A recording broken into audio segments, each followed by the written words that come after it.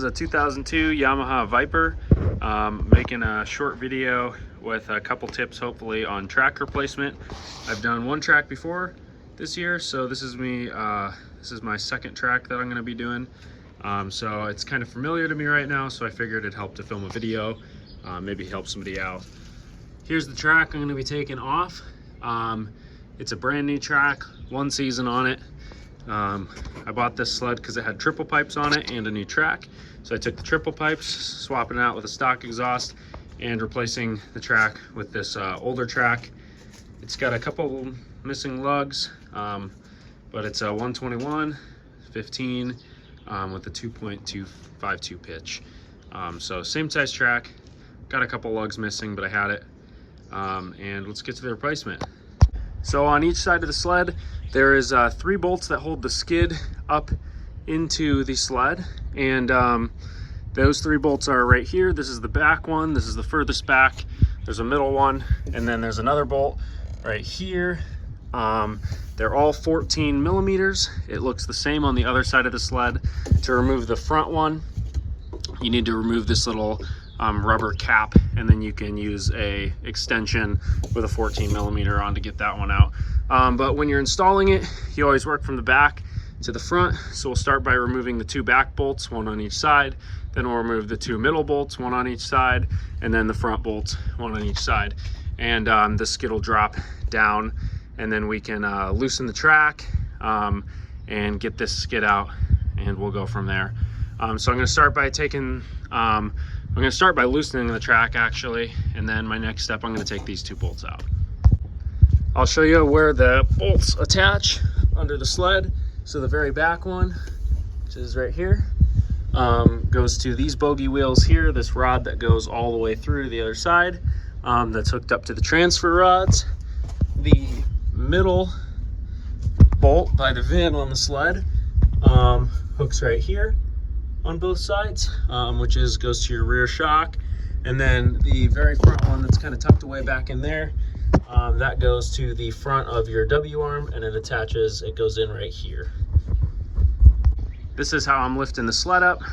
So step number 1, these bars here on the back, they're meant for lifting the sled up. So this is a little homemade with a little winch on here with a 600-pound capacity, some rope, and that's how I'm lifting the end of the sled up. All right, to loosen the track, you'll have to kind of work around the flap, but you might have to move the track forward a little bit. But you'll see in these 2 back holes, there's a nut on each one. There's that one. Those are the adjustment screws for the tightness of the track. So that's a 14 millimeter. Slide it in on that nut. It's going to be kind of hard for you to see. There's a better view of it. Slide it in, and then go ahead and back those up pretty much all the way, but don't take the nut all the way off. You can see as I'm loosening it, the track, you'll see it get looser right about there. And then I usually loosen one at a time a little bit until the track is fairly loose. You can see it getting looser and looser. Forgot to mention it, but before you start loosening the track tension, you're going to want to remove this cotter pin and this nut. I didn't do it because I forgot, but it'll still be okay. I'm going to take the cotter pin out and loosen this up now. All right, so I got that cotter pin out, and just from loosening this, you can see how much looser the track got. All right, so that's about where I stopped on each nut. So you don't need to take them all the way off.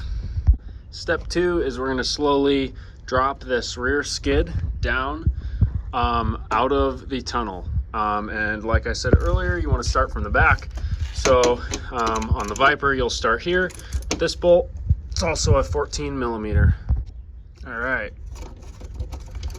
getting this loosened up here. There's what the bolt looks like, about the length. Like to stay organized, and then you'll need this little bracket to keep those in the same dish. All right, and coming around to the other side, before we remove the one on the right side, I like to take a jack, and I like to put it under the skid, and then just jack it up just a little bit like that. That way when you take the bolt out, it doesn't just drop. And then also, if you don't do that, eventually when you get the bolt almost all the way out, the skid will drop down and then you won't be able to get the bolt out. So now I'll go ahead and loosen this one up. It wasn't that loose, or it wasn't that tight, I mean. I'll go ahead and turn this out. I don't want to waste your guys' time. Okay, so you can see the bolt went crooked because I jacked it up a little too much. Just loosen it a little bit. You'll see the skid drop. And then you should be able to pull this bolt out here. I need 2 hands though. All right, so I got that bolt out with the bracket. And right when I took it out, the skid dropped a little bit right onto the jack, which is exactly what we wanted. So our next step is going to be to put a ratchet strap around the front shock. You'll see, let's see if we can get a better angle on that there for you. So basically you're gonna put a ratchet strap around this shock. So you'll put it under this bar here and then over the top of the shock, and you'll ratchet it down. And you'll probably want to put the ratchet on this side, but we'll see how it fits in there. And the purpose of this is to compress the front shock, and it'll compress this W arm down to this, and then basically, since this is bolted up still, it's going to lift this rail up towards this W arm, and then it's going to give us a little more clearance when we're trying to remove the skid from the track. That's what the ratchet strap looks like around the shock. Up top, I put the jack under the front, jacked it up, the shock compressed, and then I put the ratchet around it. And it's ratcheted probably a quarter of the way up. And then your next step, take these bolts out. They're 14 millimeter, and that'll drop that bar right there out, and get your jack back under there so it doesn't fall. Here's the one from the left side of the sled. You can see it drop down to right below the tunnel, and these are the same size bolts as the back ones. And then you can see I had this one loose and it got cockeyed, so you'll have to kind of mangle it out. All right, so just got that one out, and you can see this shock and the small bogey wheels dropped down. So now to get to this bolt up front, you'll need to pull these little rubber boots off here. Usually a flathead screwdriver works well. Take it, shove it in, pull it out, save it. Do the same on the other side. There it is. And I'll put it right here with all this stuff. So now with those bolts out, you can lower the skid just like that, and you should be able to pull your jack out. So that's what everything's gonna look like with the jack out. And now we're gonna remove those bolts. So you'll need an extension, and you can see through this hole, it goes back to that bolt there. Little super long extension bar. That's okay. And then crank those out. That one's halfway out. Before you remove it all the way, come over here to the other side and take this one out. That way you don't bend anything.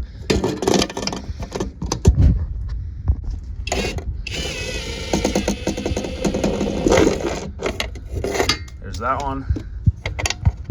That's what they look like. Same size as all the other bolts we took out. Back to the other side.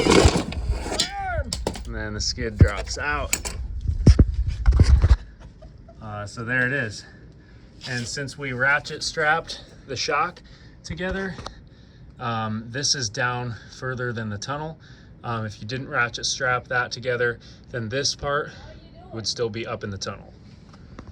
Then with the skid dropped, take yourself a rope and put it right about here through, and then take the rope and tie the track up to the tunnel so it'll be lifted like this, and that'll help us get the skid out. All right, so that's what it's going to look like. when it's all held up, and you can see it's no longer touching the bogey wheels, which will help you get it out. And with the track strapped up, you should be able to pull out the skid. I'm gonna pull on that side there. You have to pull back on it.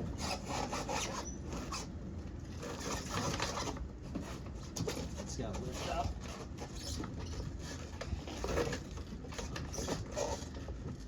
All right. Should pull up this side too then.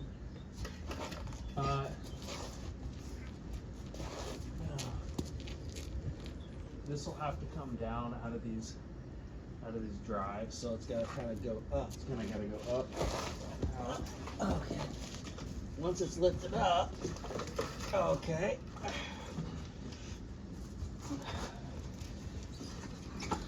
Well, fudge factory. It's coming up. It's kind of got ratchets. I guess it's gonna have to. There you go.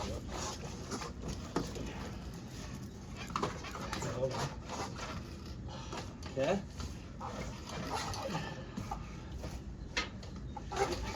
Hold on. We're caught on these cogs back here. There you go. Got it? Now pull it back and out. There you go. That's how it's done. Muscle.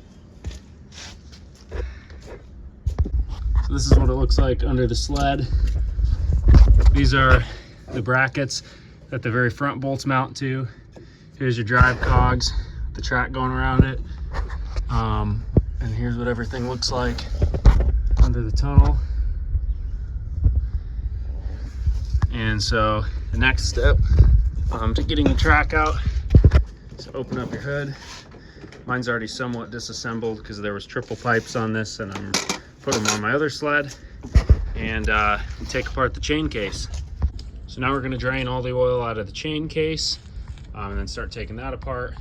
To do that, you'll need a 12mm wrench and a bucket, and the bolt is under the sled. It's this bolt right here, and that drains the oil out of the chain case.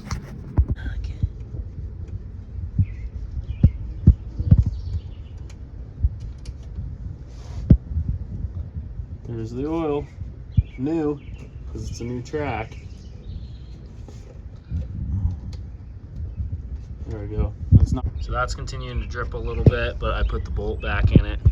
And then we'll come up to the chain case. There's 4 bolts to take apart the chain case. One here, one here, one here, and then there's one tucked down here. And those are 13mm,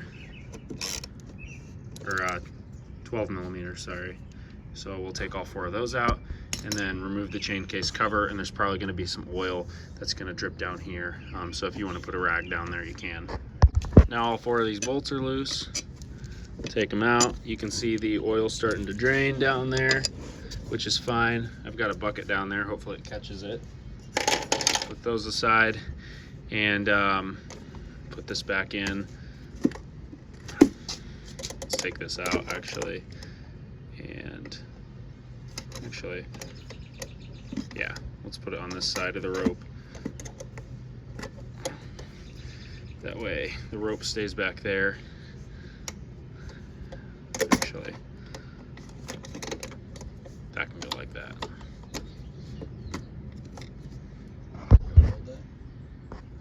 If you want to. So now this rope is attached to the outer cover of the chain case.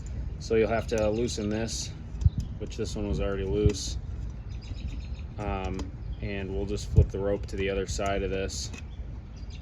There's a nut back there, bracket, the rope you can just put there.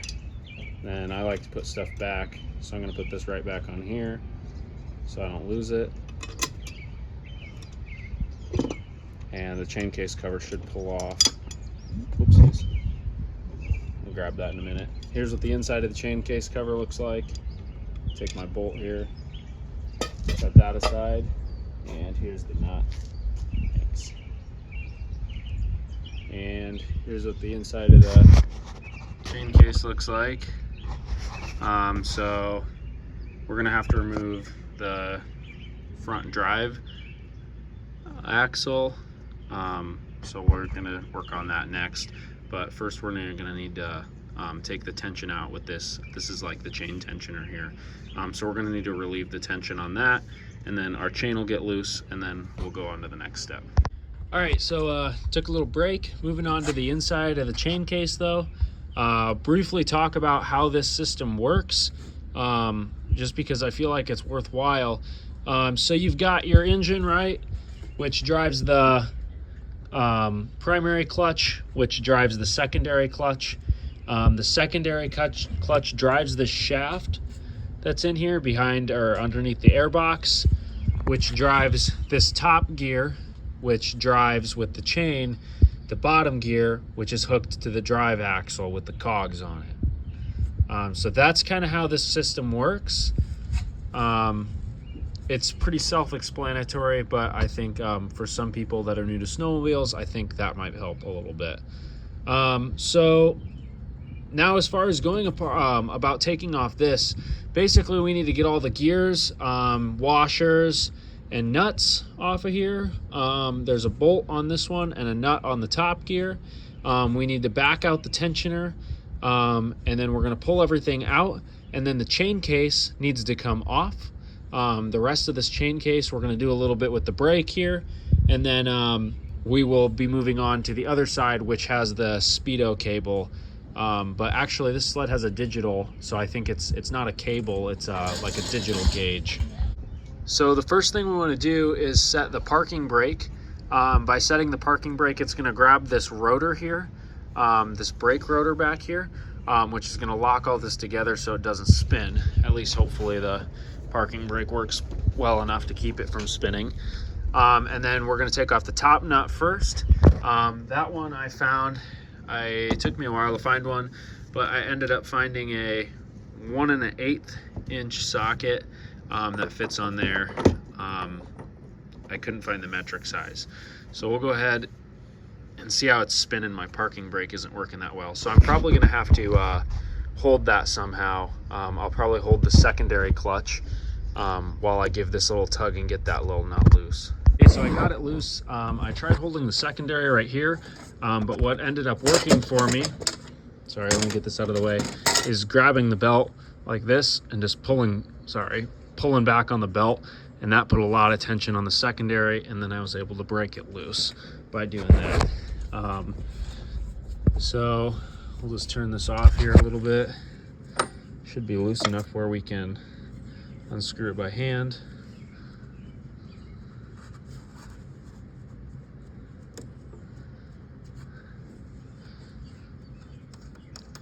Just like that, and then we're just going to be that, and then there's going to be a washer behind it,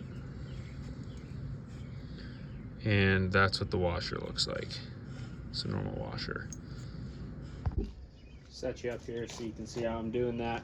So this one is a for the bottom one, it's a 14 millimeter. I'll show you how I was holding that. So I was grabbing the belt like this, putting the wrench on there.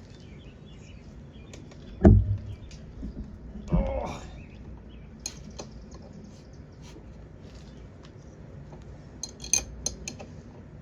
And by holding the belt, it puts a lot of tension on there.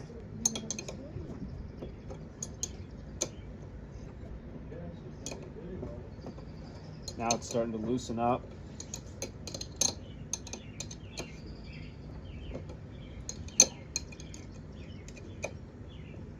Okay, should be able to do the rest. Okay, so I got that bolt out. Here's what it looks like out of the bottom. You can see there's a little bit of blue Loctite it was on there, so we'll make sure to re-Loctite that one and put it back in. And then I'm staying organized here. There's a washer, 2 washers, no, just one, sorry. 1 washer on that. That goes with that. Now we can loosen our chain tension, and then we should be able to easily pull both gears and the chain out. Okay, so for removing this tensioner, let me get my stuff out of here. This is a 12, or I'm sorry, what do I got here? This is a 13 millimeter, and then this is an 11. So you'll remove this nut. I think it's a 13. Oh no, it's a 14. I'll be right back. Okay, so it's a 14. Get it on there, and I just like to break it loose, just like that, and then you can spin it out just a little bit. But I kind of want to leave the nut, the lock nut, kind of right where it's at. That way, when we're going to reassemble this, I kind of know how it goes, or how tight it was, where the nut was at when it puts back together. And then you should be able to take, I'm all mixed up here. Okay, so it must be a 12. This is an 11. All right, it is a 12, but it turned out with the lock nut off, you can just turn it out by hand. And so you can see as I'm turning this, get my arm out of the way, the tensioner is coming in, and you just need to bring it until, you don't have to undo it all the way. You don't have to take this all the way out. We don't want to lose it. So now we have some slack in our chain, and both these will all pull out together. At least I hope.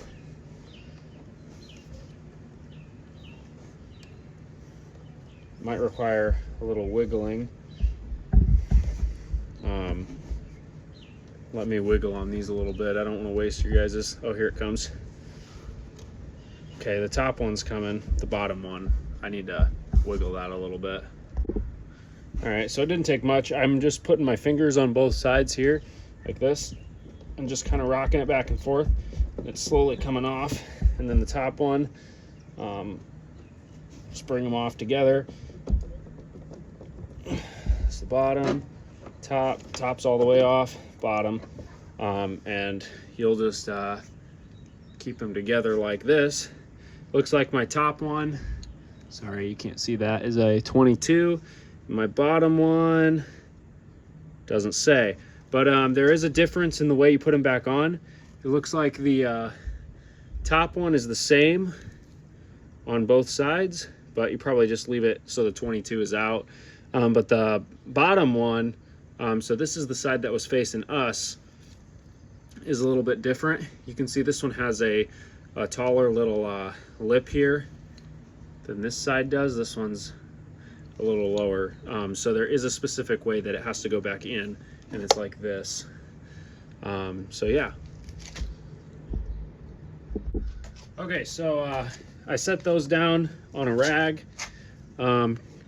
Looks like there's a little, let me just grab it out of here, a little spacer behind the bottom gear, and that was it. Just the bearing is there. So there's a spacer, and then the top one, there's a spacer too. This one's a little wider than the bottom one.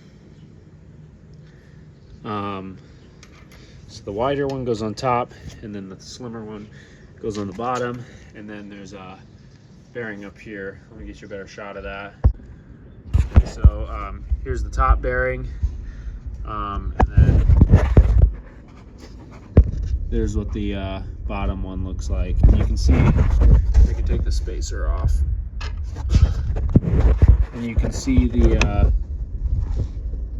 it has a snap ring, and that's how you remove the bearing. And then this one has a snap ring there too, so that's how you would remove the bearings. All right, so our next step is to get the rest of this chain case kind of off. And to do that, we need to remove this brake caliper. You can see the brake caliper is on both sides of the rotor, which is attached to this shaft. So we won't be able to pull the chain case off until we lift this brake up, because the pads are on both sides of the rotor, if that makes sense.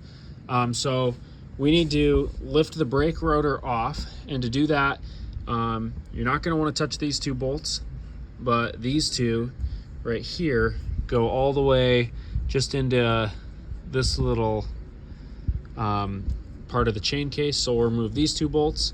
And then I'll have to take these two off for this little shield, which will give us access to lift this brake rotor off.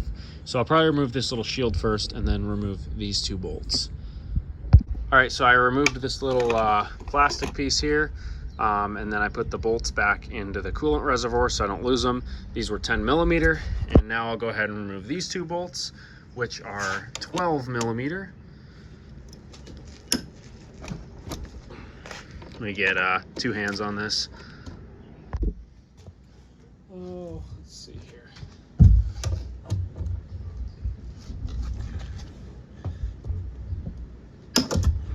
There, it broke loose. That's been on there a while.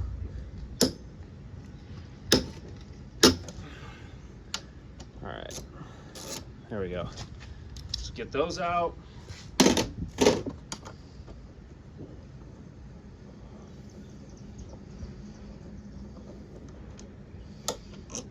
That's what that bolt looks like. Take this one out.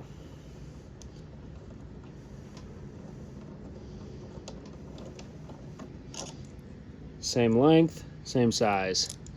And then this brake rotor, you can see it's free, or the caliper, I mean.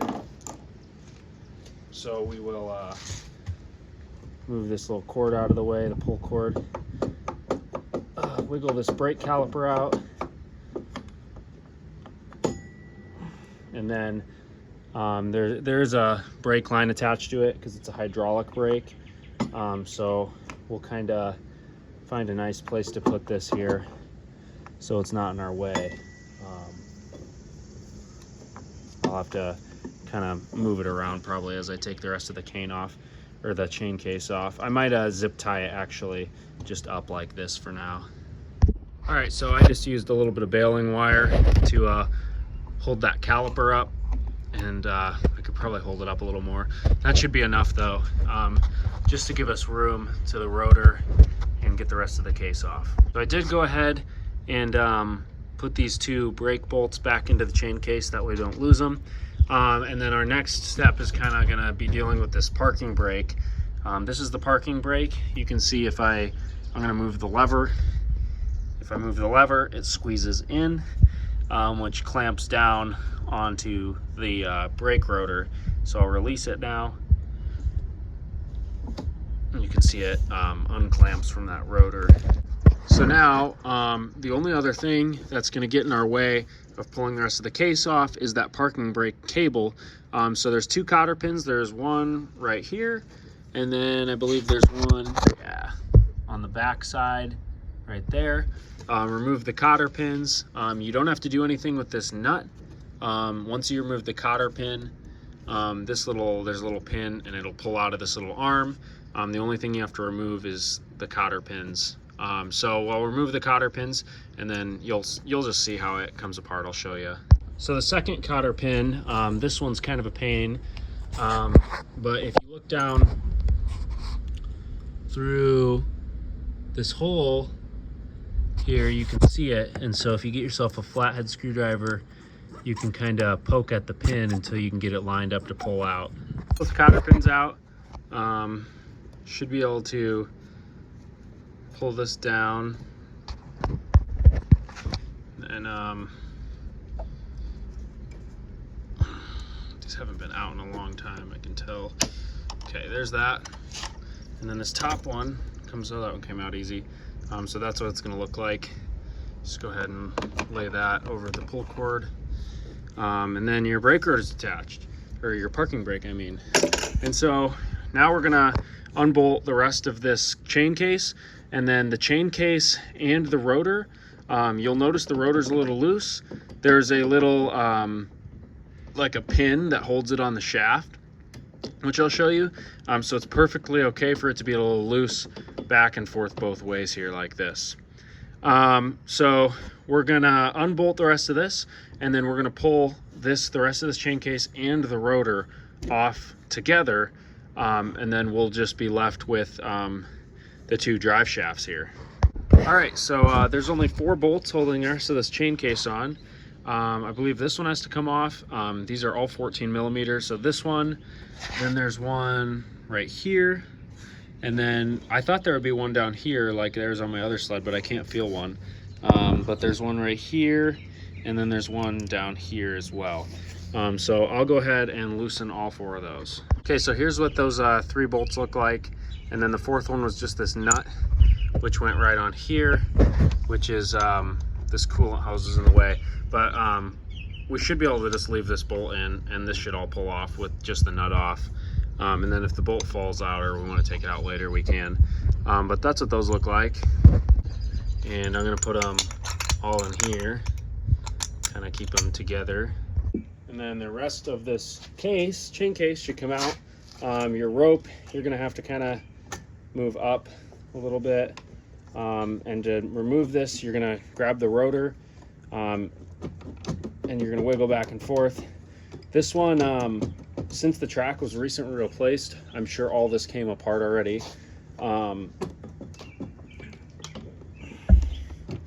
So everything is still kind of loose on it. I feel like it feels tight up here, but I think that's just the way it is. Because the bottom's definitely loose. Sometimes you have to get like a pry bar behind these and kind of pry it off.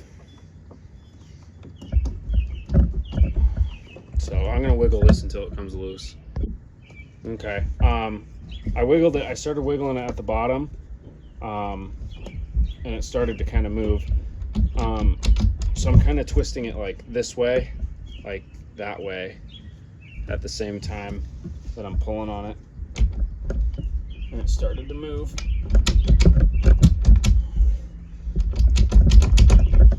And chain tensioner is starting to fall off, so you can just take that off.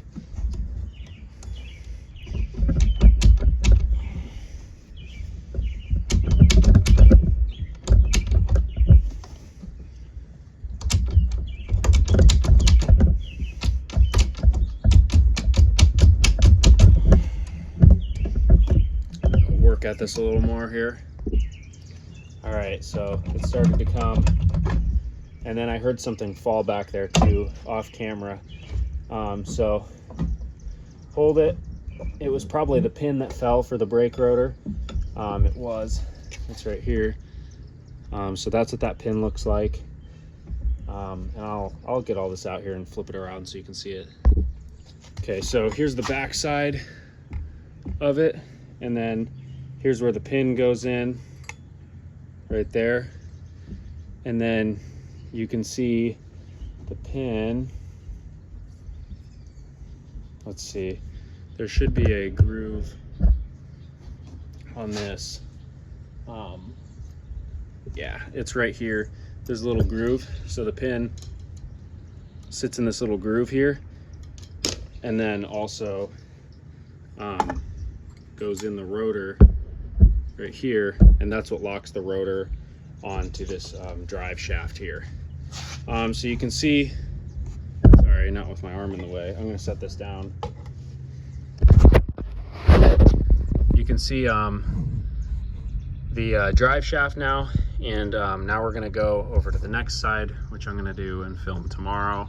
And we're going to pull the speedo cable off, and then we should, with the speedo cable, there's a speedo cable that's on the other side of the drive shaft. With that off, we should be able to move the drive shaft like in towards the sled and then down, and then that'll allow us to get the rest of the track off the sled. All right, coming over to the left side of the sled where the clutches are at, we're gonna take the the speedo out. I'm gonna see if I can get my camera to focus there. There's the speedo behind the secondary, there it goes.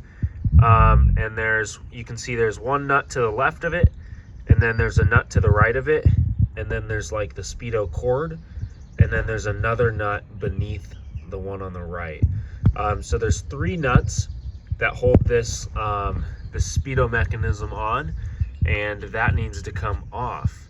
So I'm not sure what size they are yet, but I'll let you know. They look like 12 or 13 millimeter to me though right now. All right, so what I've got here is a 3/8 on an extension with a 12 millimeter down there, and you can see I'm getting it off just fine. Some people remove the secondary clutch to get these off, but I find if you're just patient and you take your time, it can be done without removing it. All right, I got one off, and that's what the nuts look like.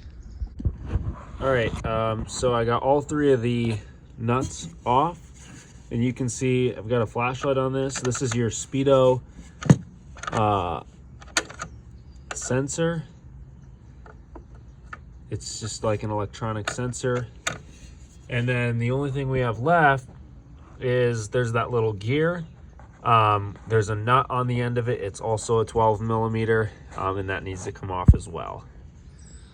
So now in order to get that little nut off that the gear is on, what's going to happen is the drive shaft is going to try to spin on you while you're taking that nut off. So you'll have to come around to the other side of the sled, and you're going to have somebody hold it with a pair of pliers. You'll have somebody hold the drive shaft while you unbolt that nut, and it shouldn't be too bad, but you'll need 2 people for that step. What probably would have been smarter, but I didn't think about it at the time, was to remove that little nut while everything here was still connected in the chain case, and that would have saved us the hassle of not having to have 2 people to get that last nut off.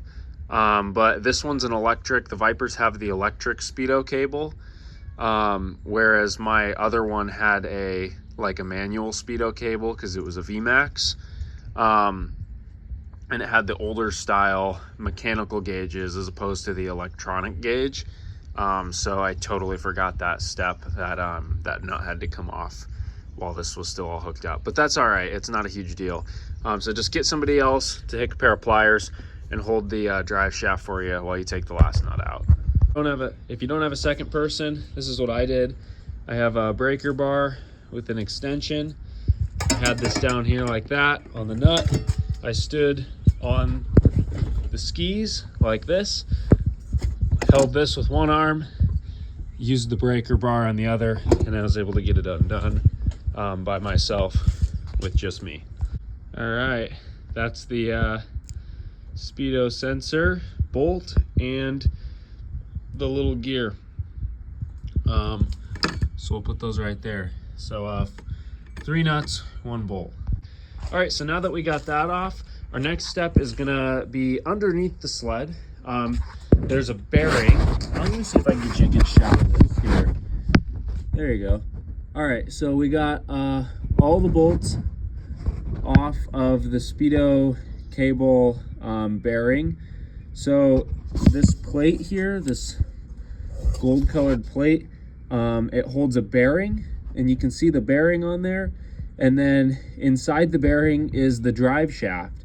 So now that we have the bolt out, our next step is we want to pull this gold colored housing, bearing housing, off of the sled, and we can't do that until 2 little screws are removed on the bearing, which are under the sled.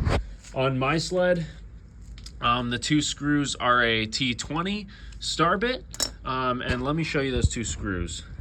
All right, coming under the sled here, there's the bearing. I can point to it yeah. This is the bearing. There's the T20 star bit, and then if we rotate this, I might not be able to, but there's another one right there. So those, once we loosen those set screws, the bearing will be able to push out with the housing, and we'll be able to remove that from the sled. So that's what we're gonna do now. So I'm gonna go ahead and loosen both of these set screws, and then we'll pull that bearing out. All right, and here's what those set screws look like. You'll want to remove those entirely in order to pull out the bearing. All right, so I started to pull that housing off the bearing and realized that there's one nut that we missed right there. So with that nut off, we should be able to pull the housing off the bearing. This tube right here is a coolant tube. So you have to kind of push down on that while you take that last nut off. All right, there's that fourth nut. So this is what everything should look like when you take it out. And then zoom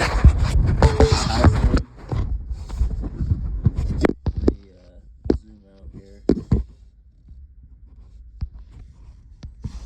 There you go. This housing should come off.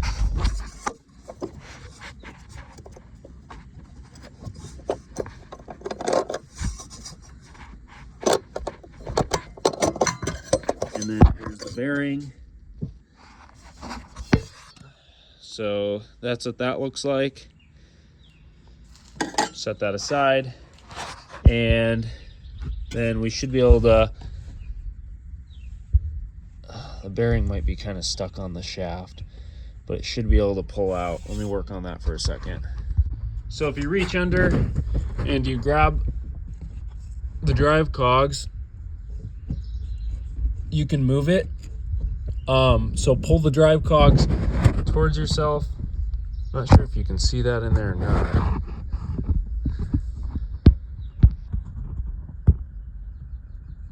If you pull the drive cogs towards yourself, it'll allow you to get a gap in between the bearing. My bearing is stuck on, which is a common issue. They tend to rust on. So I'm going to use that crowbar and see if I can pull the bearing off. The bearing can only pull this way. It's designed so it can't push that way. Like the framing of the sled only allows the bearing to come in from the outside, so it can only be pulled off from the outside. So you can't push, you won't be able to pull the drive shaft through that way.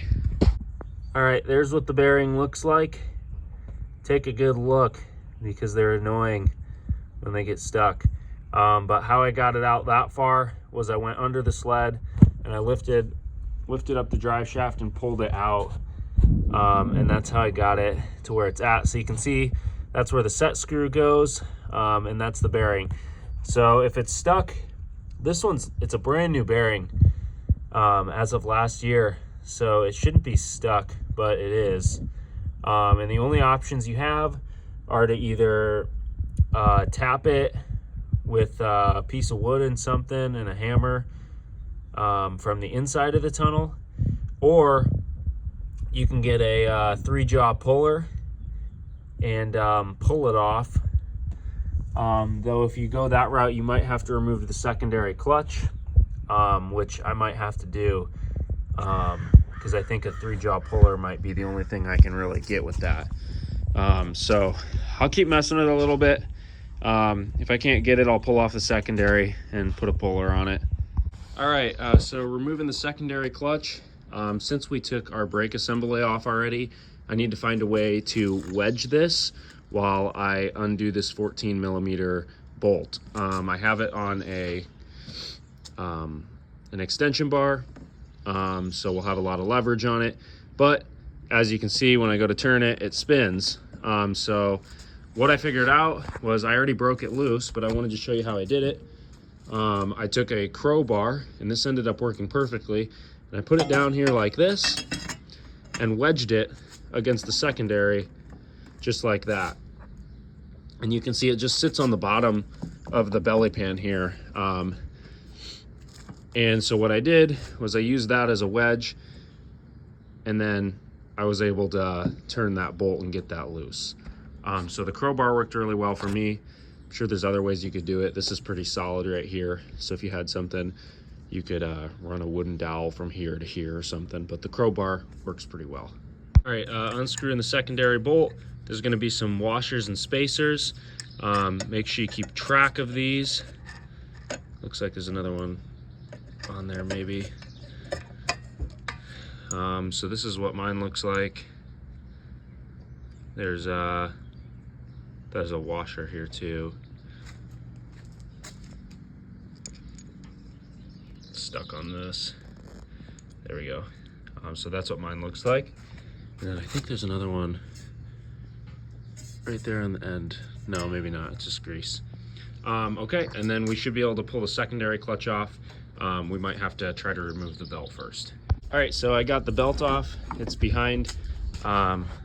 There's not really an easy way to do it since we don't have the parking brake engaged. But what I did is I took the curl bar, shoved it under the belt, and it's probably not very good for the belt, but I just kind of peeled it off like this and then spun it around and the belt popped right off. So now the secondary should come off. Watch out for any spacers and anything that's going to come out of there. And there's the secondary clutch. Go ahead and set that aside. Got my Bender Racing clutch kit on there, which I need to get off anyways.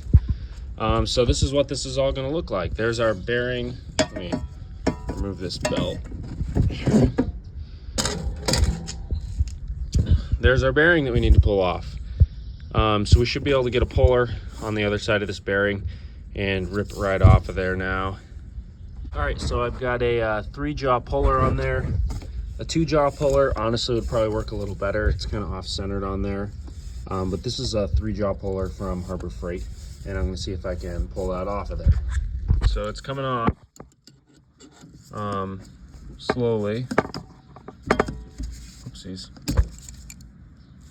Open that up a little more. You can see it.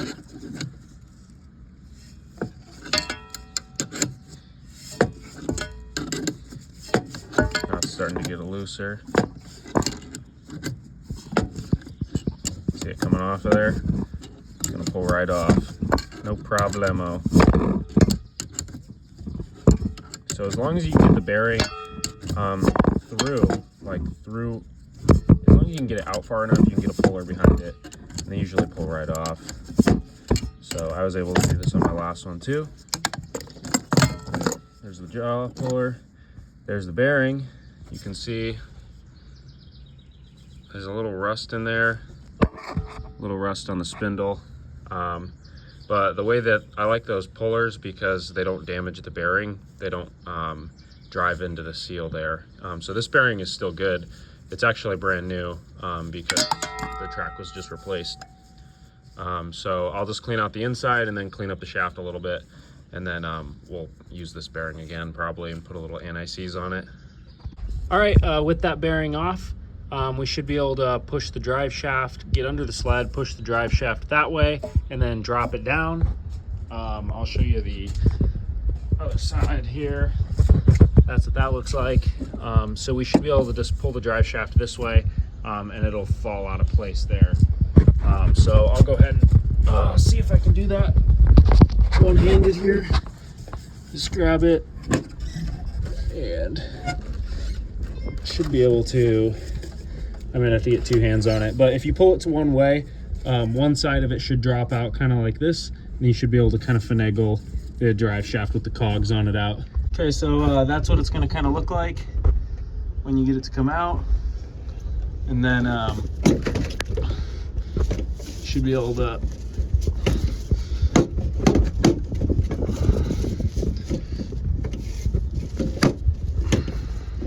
okay, so there's the drive shaft.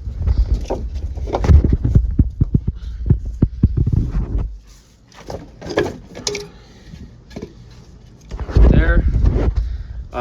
Since this is not a mountain Viper, it should have 8-tooth drivers. 1, 2, 3, 4, 5, 6, 7, or 9-tooth drivers. Yeah, 9-tooth drivers. The Viper Mountains have 8-tooth drivers. So this one's going to be going back into this sled. My other sled I'm going to be putting 8-tooth drivers on, so I can run studs.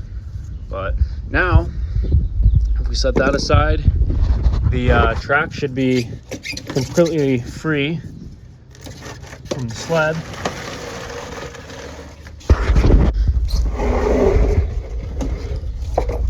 Just like that. I still have it tied up, so I gotta undo it. Just in case anybody's wondering here, this is what the snowmobile looks like without the track in it. You can see there used to be stud guards similar to those ones on the front heat exchanger. Oopsies. But you can see that they were cut off, probably they normally mount here, here, here, and here. And those were cut off probably to compensate for the 1.25 track that was on here, as well as where these lines are all the way back. On the top of the tunnel, there were also some guards there. Those ones are usually made of plastic when they come stock. So here's what everything looks like on the inside, just so you have a better view of everything. So, yep. Swapping out the track with this track. I think I talked about this a little earlier.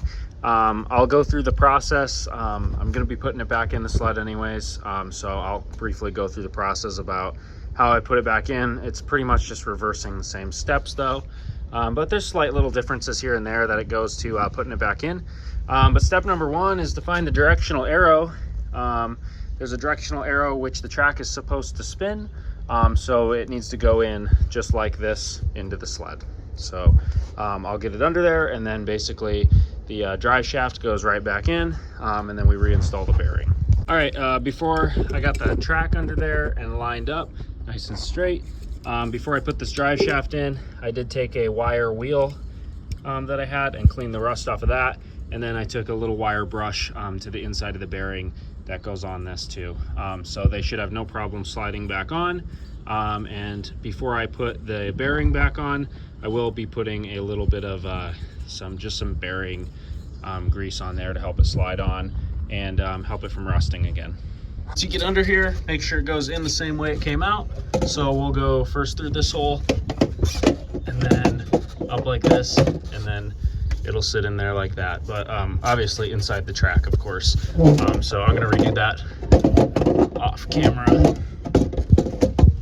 After you get it in, just make sure the cogs are lined up with the little knobbies here on the track, and make sure the track isn't just off center from the drive shaft. All right, so coming back up to the top of the sled, I just like to grab the drive shaft here and push it as far as I can to the right, or to the left side of the sled, I mean. Come over to the left side of the sled, and that'll expose majority of the drive shaft. We can kind of lift it up here and pull it towards us a little more. So this little piece on the drive shaft, this little bearing or collar here comes through the hole a little more. That'll give us access to put the bearing back on, which I talked about. I took a wire brush to it, so it's nice and clean. So I'll grease that up, and then we'll get everything on this side of the sled bolted back up with the bearing and the speedometer cable and stuff before we put the secondary on, which honestly I might put the secondary on last this time because I need to take the clutch kit off of it anyways. This is what I'm using to grease that shaft and the bearing. It's wheel bearing grease, super old can of it, but it shall work. So I'll take a little, put it inside the bearing here, and then take the rest, put it on this shaft. Great. So the bearing goes on like this, just like that. You can see it slid right on. And when we go to, we can push it on as far as we can, but when we go to bolt this metal plate back on, the bearing kind of sits inside of here. And when we bolt that back on, it should kind of pull the bearing the rest of the way on if we don't get it all the way on. So that'll be just fine. And then the little set screws right there, we can put those in whenever. We can do that when the track is completely done and the skid is in if we wanted to.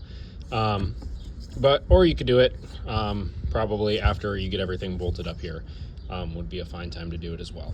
So yeah. Okay, so I was able to get my bearing on a little further with just by tapping it with this hammer. I stood kind of like earlier, I stood on both of the skis here with my body over the sled, and I held the drive shaft this way while I tapped it on this side with the hammer, and I was able to get it to right there, so it's all the way seated against the back collar of the drive shaft now. So now our next step is to get this plate back on here, and after that we'll get the plate on, get that bolted up. There's 4 bolts that hook this on. Don't forget about the one that's right under here, and you'll have to kind of hold the drive shaft up as you slide this plate on. to allow you to have access to this bolt that's right under here. And then after that, this little speedo gear will go back on, and that's pretty much it. All right, so that's what that's gonna look like. All 4 of our bolts are showing. The rivet came through this hole here, and the bearing is flush against this collar. So yep, we won't be able to put these 2 nuts back on right away because that's where our speedometer goes, but we can put these 2 on, and then put this on. We should probably put our gear on before that though. So we'll put these 2 on, put our gear, little gear back on, and then we can put this on, and then these 2 nuts right there. Before installing this little gear, make sure you use a little bit of blue thread locker on it. It had blue thread locker on it. You could see it on there, but I cleaned it off. But this is a regular thread bolt, meaning righty-tighty, lefty-loosey. So since the drive shaft spins left, you're gonna want to thread lock it, otherwise it's gonna come loose on you. So put a little on there before you go in and tighten that up. All right, I got that on the same way we took it off earlier. So now our speedometer cable goes on like that, and then the 2 nuts for that, you can go ahead and thread those on. And then after that, tighten everything down evenly. I didn't like super crank on these 2 nuts yet, because I wanted to make everything super tight pretty evenly. So go ahead and tighten everything up, and we'll move over to the other side, the chain case. Back over to the left side of the sled, we're gonna put the chain case back on. Don't forget that you have a little pin that holds the brake rotor in place, and that sits in there just like that. So I'm gonna leave that in there while we put that on, and make sure that this pin slides through that notch on the brake rotor. All right, so I'm gonna take the little chain tensioner out. Make sure you have your hole lined up on your rotor, and then make sure you have your rotor. I'm gonna spin it like this. That way that opening is available for the key to slide through, and then you hold it on here and slide it all in as one piece. And make sure we have that key, you know where that's at. You can spin the upper drive shaft if you need to, and just kind of work everything on. Usually I like to wiggle everything a little bit.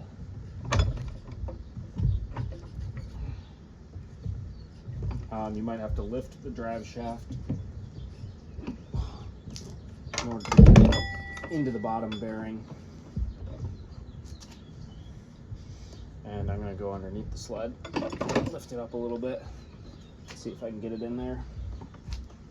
So I'm going to wiggle that back on there, get both the bottom and top drive shaft through the bearings, make sure the key goes through the brake rotor.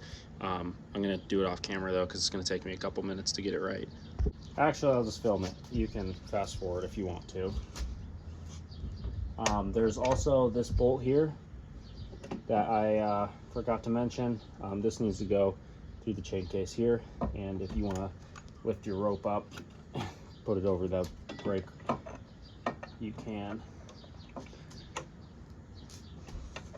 So we need, there's a couple different things we need to watch out for when all this is going back on.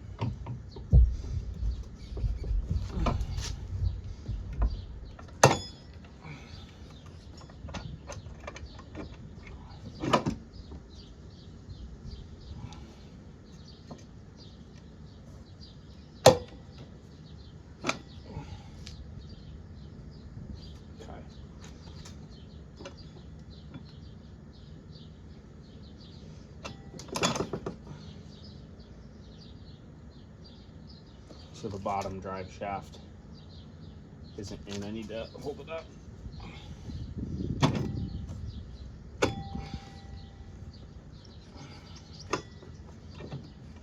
Okay, so the bottom drive shaft is through, the top drive shaft is through, this bolt is through. Now it's just a minute wiggling back and forth, finagling it on, making sure the brake rotor is going on. And you just got to kind of work it on.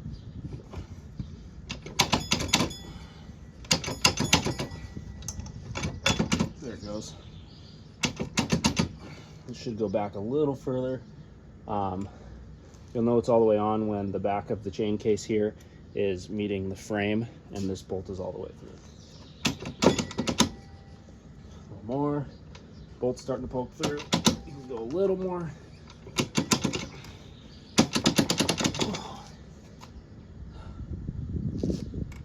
We've got a little more to go yet.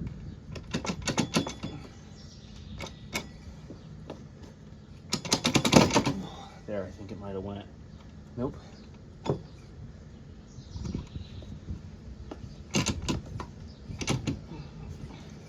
You'll also be able to see, if you kind of look down through the crack here, you'll be able to see the brake rotor meet the little washer on the top of the top drive shaft. And then there's a clip on there too, so you'll know it's all the way on too. Okay, so that's looking almost on there.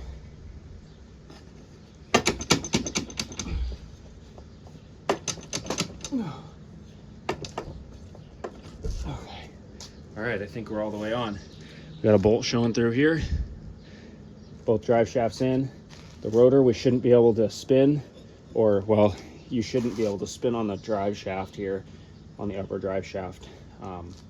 So everything's good. Now we just a couple bolts that bolt the back piece, the back half of the chain case into the framing of the sled. But first I'm gonna wash my hands up quick. So to get this all bolted on, we have 3 bolts and a nut. I showed all of these taking it off if you skipped through the video, so just go back, but the nut goes here and I'll get everything tightened up. There's one bolt that goes down here, right there. These just all go into the frame of the sled. And then there's one over here.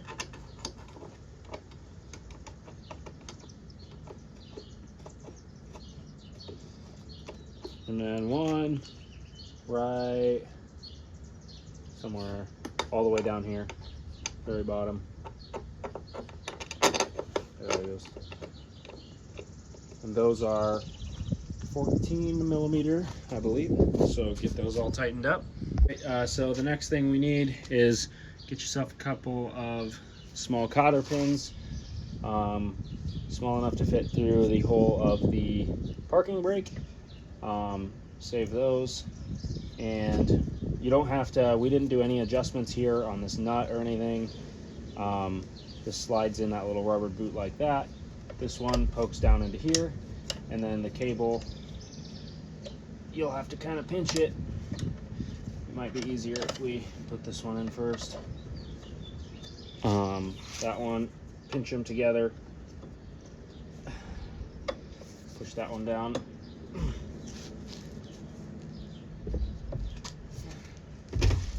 Sometimes it's easier just to,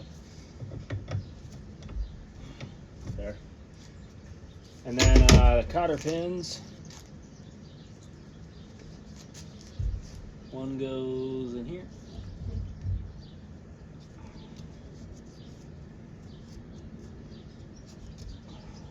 Kind of wrap those.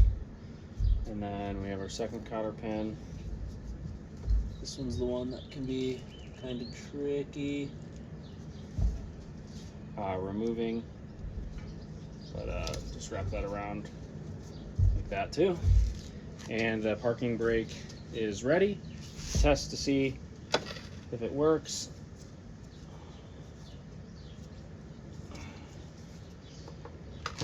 Looks like it does. Looks like it's grabbing just fine. So now is also a good time. The brake rotor, we probably got greasy fingerprints all over it. So find yourself a, this one will work, nice clean rag, spray it down a little brake clean, and before we put the rotor or the caliper back on, we can kind of spin it around and wipe any grease off, and that way we have a good brake. You can see all the grease that came off of there. Use the other side, and I'll go around back and do the same thing.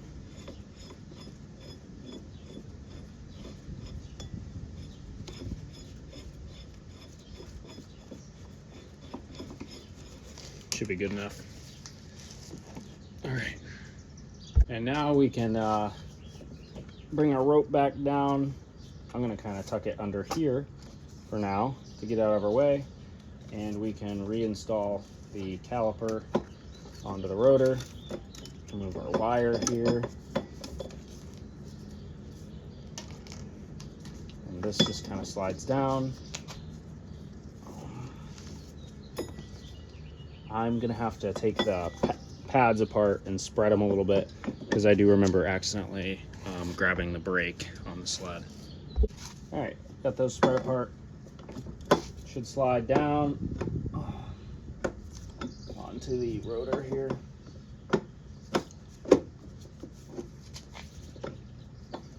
Oh boy, just spread them a little further apart here.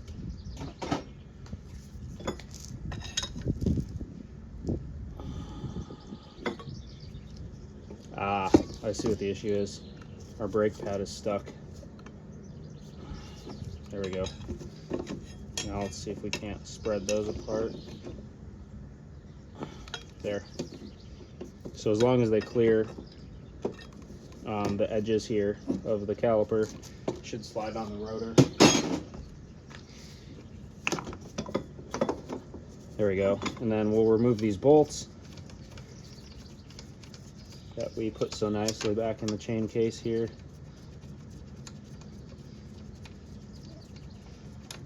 And then those will go right back in.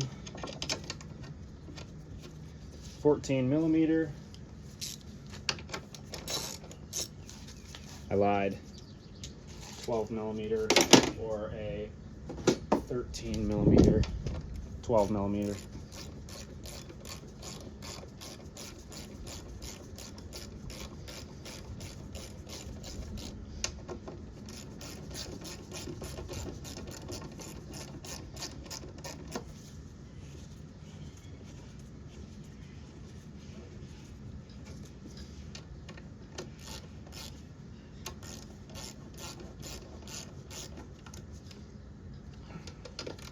Just nice and snug.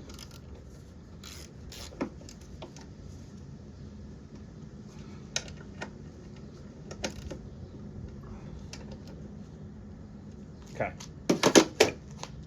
And you might have to, since I spread those apart, you might have to pump the brake a couple times for it to close the pads onto the rotor again.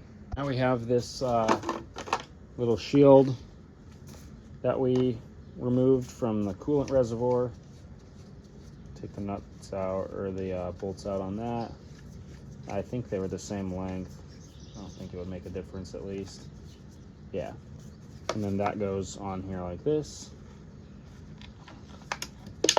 Oops.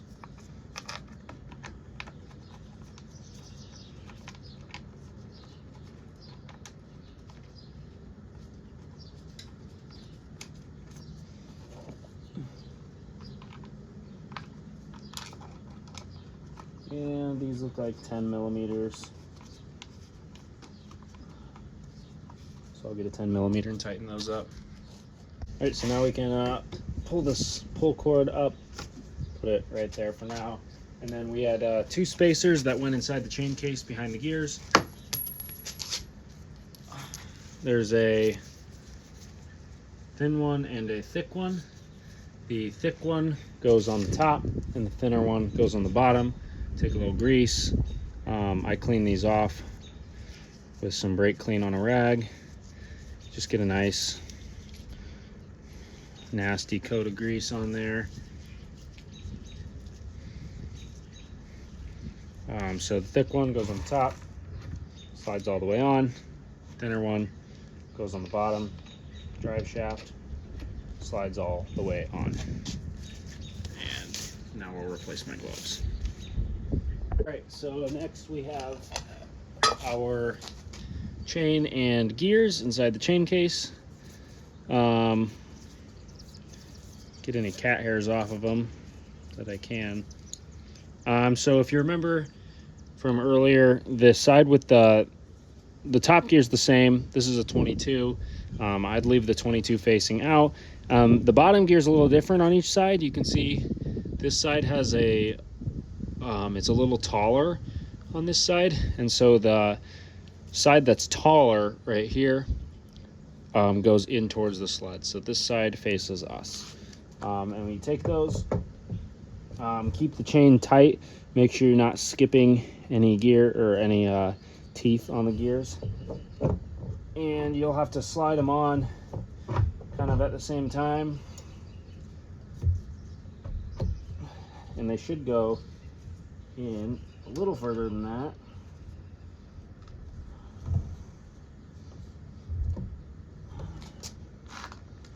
I think. Maybe not. Maybe that's all that bottom one goes on. And then we have our, I don't know where I put it.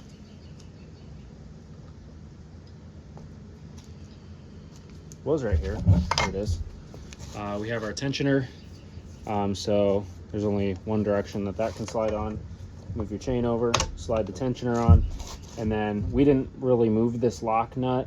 I think I loosened it a little, but you should be able to just tighten the tensioner and you should see the chain tighten. And it should be fairly tight. Usually, like, you hand turn it in until it's tight, and then usually hand tight, like finger tight, is pretty good for these. But, and I think, now that I'm thinking about it, there might have been a washer that went behind this tensioner. So let me double check on that for you. Now the bolt and the nut that goes back on the gear, this is what our bolt looks like. This goes on the bottom. It's regular thread.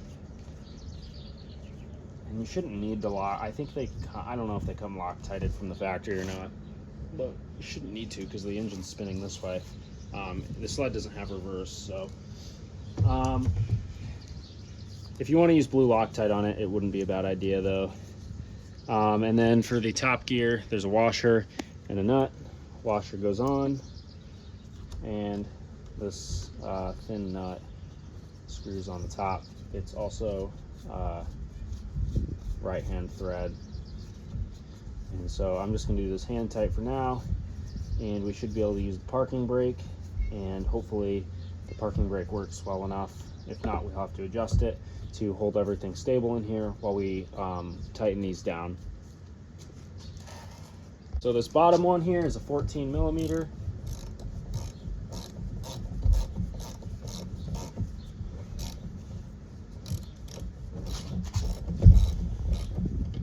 And I'm going to go ahead and engage the parking brake now. Oh, 1 second. Okay. So hopefully that holds our rotor still for us.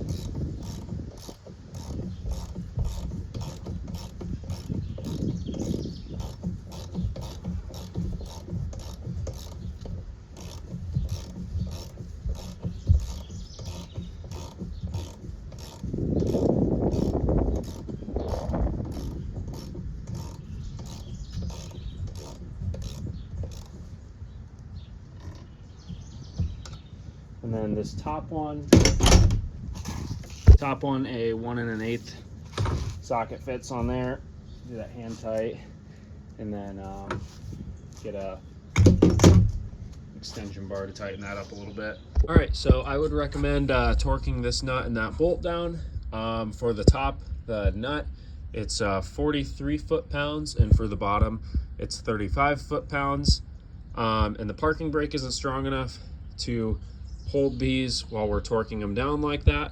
At least mine isn't. So what I did was I just slid my secondary back on. I didn't put the bolt in or anything.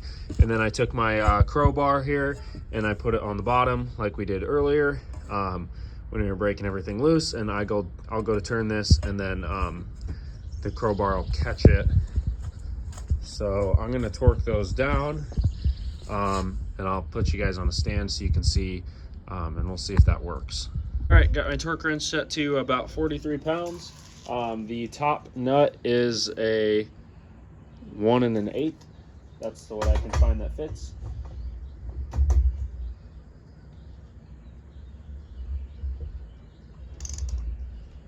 And let's see here. Looks like it is catching. Let's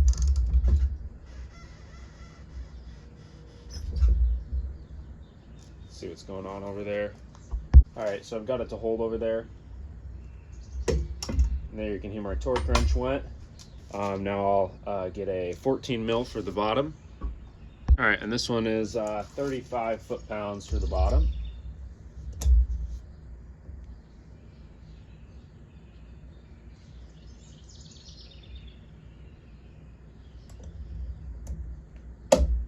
There it goes. All right, we're all torqued down. All right, also, let's not forget about this tensioner here before we bolt everything back up. There was no washer behind this. I can't remember if I said that or not, but there was no washer. So for the tensioner,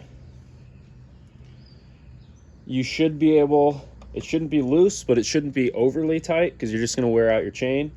What I do and what's recommended is to turn it in until it's finger tight.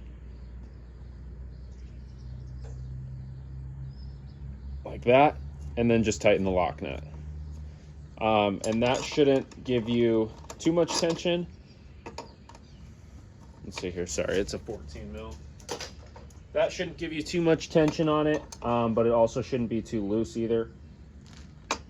Give the lock nut a nice little crank, and then you can feel it. It moves. You just don't want it too tight. All right, so now we're gonna put our chain case cover back on. I went ahead and wiped mine out a little bit with some brake cleaner. The first thing you're gonna wanna do is, well, you might not have this, but I put this little clip back on where the rope goes through. So I'll take this little guide off, and there's a nut on one side, and then there's the guide. Set that aside for now. And then there's 4 bolts that bolt this chain case on. 1, 2, 3, 4. And it goes on just like this. So make sure your seal is all the way on. You can do that by pushing around it, just making sure it's all the way on there. We don't want any leaks. All right. It should slide right on. You can feel again. Make sure your seal is on. There's 4 bolts that bolt this on. They look like this. They're all the same size. They are 12 millimeter. So we'll go ahead, put those in. One here, one here, one down here, I believe. Yep.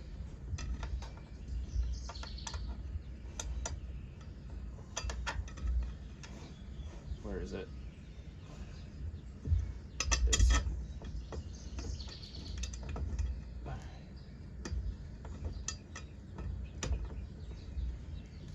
All right, that one, and then there's one right here.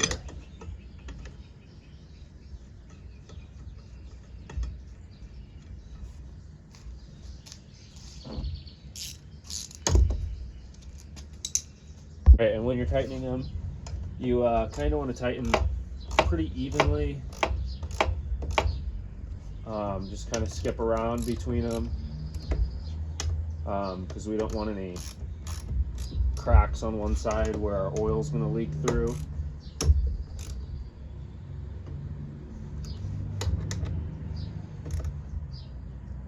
And they don't have to be super tight. I mean, you have that big rubber seal in there.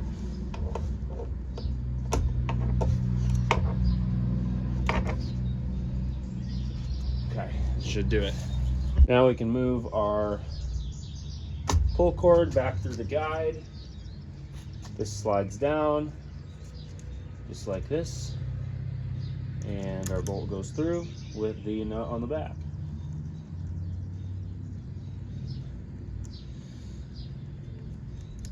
I'll get that all tightened down. All right, so now we're gonna add some chain case oil. Here's what the dipstick looks like. There's a side for the reverse models and the non-reverse models. They use the same stick, dipstick in both. The gear oil that I use in my sled is this, because I can get it at Walmart, 75 weight 90. I think it's like, I don't remember, 18 bucks for that bag of it. So we'll take the dipstick out, set this there, and then get a little funnel in here. Might have to kind of hold it there. And the capacity is, it's hard to see on my camera here, but 8.5 ounces. And I believe that's for the reverse and non-reverse models. I think they're the same. Just add that right back in. Make sure I'm not spilling it anywhere.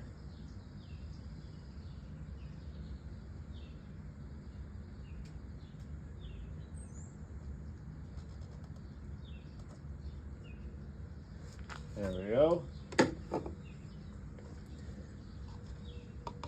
And I didn't put all brand new in mine, so if mine looks just a little dirty, it's not that dirty. It was used for, I don't know, 2 rides or so. So there's that. So yeah, mine was only used for 2 rides. It was a little low, so I added some new stuff to it. And then you can put your dipstick in, let it settle for a minute. Pull your dipstick out, and it should be about like that. So there you go, chain case oil. You can get under the sled, make sure none of it's leaking, stick your fingers under here. If your seal isn't on all the way, it will leak.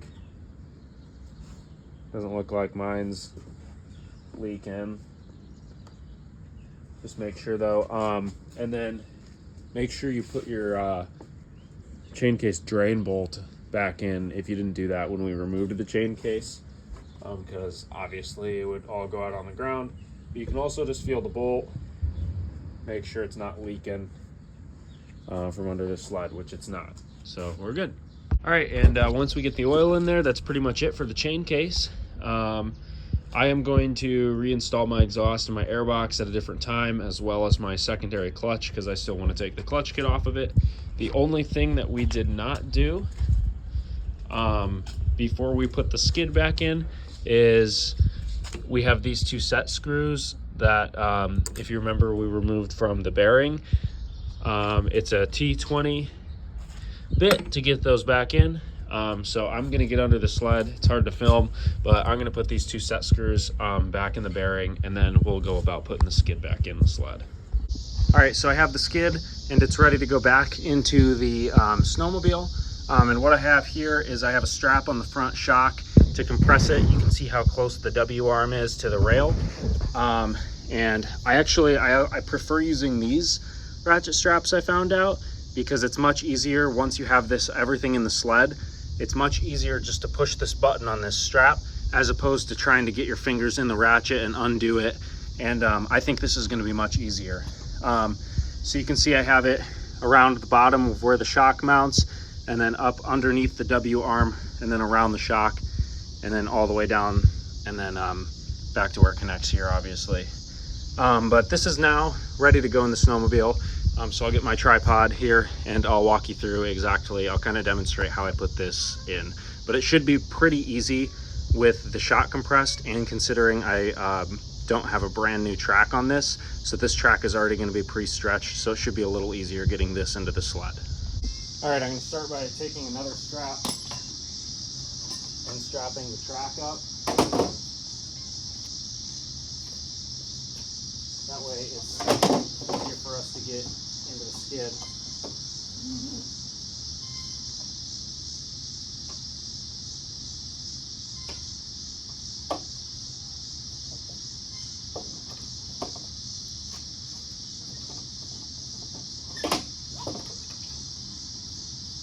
like that. And now you can see the track is held up for us, which is going to help us out a lot here. That will have to go down, and then I'll kind of just take the rope and not put it over that because I'll need to bolt that up, but kind of just tuck it in here so it's out of the way. And then after that, pretty much just slide it in. There's those two brackets. I can show you those quick. So those two brackets I was talking about are these, and so you're gonna slide it. It's got these, it does have these edges on it, so you'll have to kind of slide the skid up and then put the front bolts in, and the front bolts will be the ones we put in first. All right, so I've got some of the skid in here. I've got it about halfway in. Make sure you have your rear drive axle all the way forward. And then what I did was I lined the front of the top of the front shock with the middle of the drive cogs. So I lined it up with the middle of the drive shaft, pushed it all the way forward, and now with the rear wheels all the way forward, I should just be able to slide the rear end into the sled. All right, I got the skid into the track. What I had to do was I laid on my back here and I lifted up. Once I got the skid in, then I have to get it lined up with those holes up there that we talked about earlier on the front of the W-arm. So what I did was I had somebody help me lift this up, and then we slid this floor jack into it. So now I should be able to just move the floor jack, and it should lift that W-arm right in line with those holes. So I'm gonna lift it up and look under there and line the W-arm with those holes using the jack.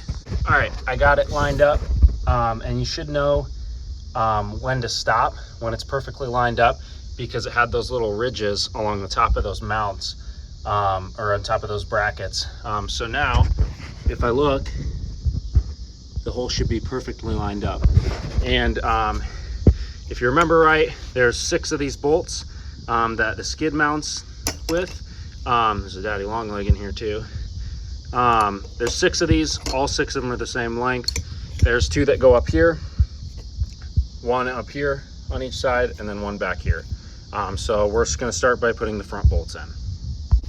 And those are 14 millimeter.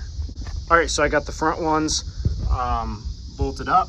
Now the second one that you put in is the center shock, or the rear shock, and that mounts here and here. There's 1 on each side. All right, so with the front bolts mounted up in the W-arm, you can go ahead and cut the strap. You can see I already cut mine for the center shock and release the tension on it. And now in order to line up, we're gonna work front to back. In order to line up these with these holes, it's gonna be really hard just to muscle it up there.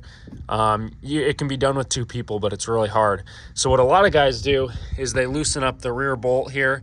It's a 14 millimeter bolt. They loosen this up on the transfer rod, and that should allow this whole, the whole rear part of the skid to kind of shift back a little more, and it should be easier to line this up with this hole. So some guys say take this all the way out. I've never actually tried it this way before, so I'm gonna give it a go, but a lot of guys just say just to loosen them. So I'm just gonna loosen these and bring the bolts out a little bit, and then we'll see if we can get this to line up with this hole a little easier. All right, so that's about as loose as I could get it without the bolt actually falling out on the rear transfer rod.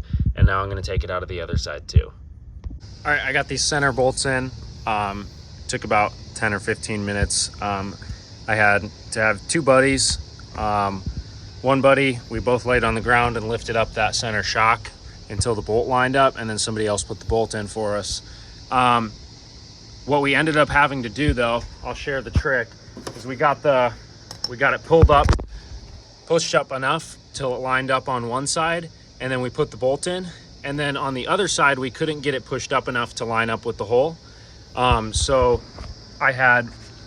we had one person take a 14 millimeter ratchet and crank to the right, and what that did was compress the shock, which moved this forward, which helped line the bolt up. So I had one person pushing up on this, and then one person cranking to the right on this bolt, and that compressed the shock and allowed us to line up the other hole and put the bolt in. So now I'm gonna crank these down on both sides and get them tight, and then we'll put our back bolts in on both sides. Make sure you have these steel caps on here. And then we will tighten up the transfer rods. And then we'll continue from there. All right, so now what I'm gonna do is I'm gonna use my winch tool here. I'm gonna lower the snowmobile down until it lines up with these holes, and it should be pretty dang close. When I lower it down, it should pretty much line right up with those. So I'm gonna make sure my caps are all the way in, and then make sure that these aren't damaging the heat exchanger when I go to lower it.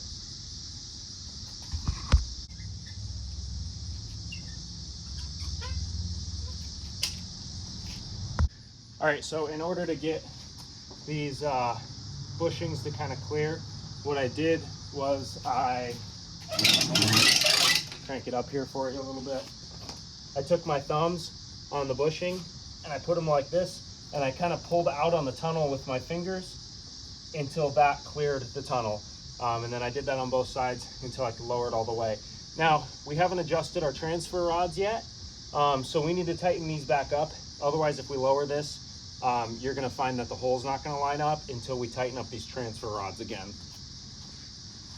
So what I'm gonna do is I'm gonna lower it a little bit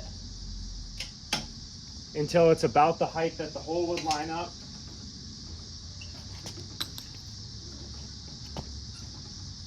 About right there, I think. And then I'll show you here. You can barely see it in there. And now I'm gonna tighten up the transfer rod down here with my 14mm. And you'll see when I tighten up the transfer rod, it's gonna pull this hole back until it lines up. I'm not sure if you can see that or not.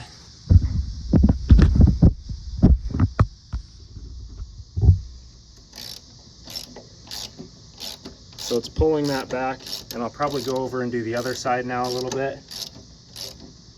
But it's pretty much centered right there, and then I'm gonna have to lift the sled up a little bit and then it'll line up. So I'm gonna do that to the other side and then lower the sled until it lines up and then put the bolts in. All right, so I've got the back bolts in on both sides. I have the transfer rods tightened so they're equal on both sides. And now what I did was I lifted up the track so it's off the ground. You can see it's loose. So now what we need to do is we need to tighten the track.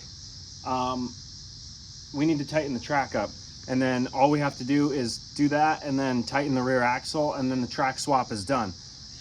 What I use to tighten the rear track are these blocks that I cut out, and 2 of them is 1 inch thick. And so what I do with these is, this is about the drop that you're supposed to have on the track is about 1 inch in the center of the rail. So what I do is I slide these into the center on both sides, and then after I do that, I tighten the track with the 14mm bolts in the back. You have to reach the socket through the window to tighten those, and I tighten it until it's just pretty firm up against the rail here, and then that gives me about my 1 inch drop on the track, and I know it's tensioned properly. So I'm gonna go ahead and do that now. All right, so I moved the track so that I can see through the windows, I can see the bolts. And now I get my 14mm socket in there, and I'm just gonna tighten these. And I like to tighten them pretty evenly. This one looks like it's a little farther ahead maybe than my other one.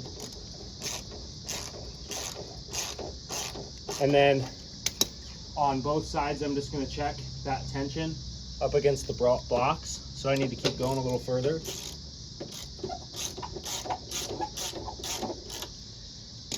Oopsies.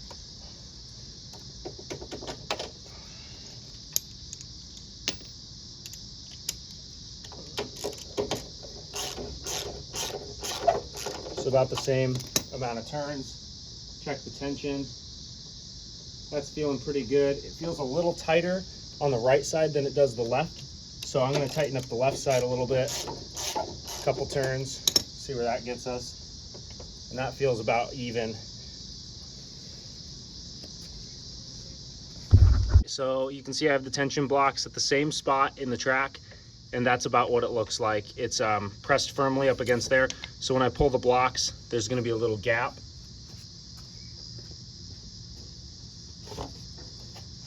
Just like that. And that's about the tension that you want on the track. All right, and the last thing we have to do here before we lower the track is tighten up the rear axle. The side with the nut on it is a 19 millimeter and the other side is a 17 millimeter. So we'll go ahead and tighten that up. And I did make sure that in the windows here, both of the thread, it looks like each adjuster bolt has the same amount of thread on it. So then I'll just go ahead and tighten this up. I'm sure there's a torque spec for this, but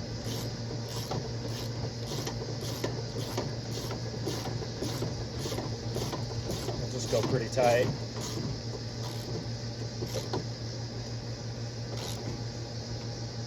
And I wouldn't over tighten them because I did have one snap off on me one time. But I was trying to take it off, not put it back on. So it's just old. And then on the other side, you have where you have your nut.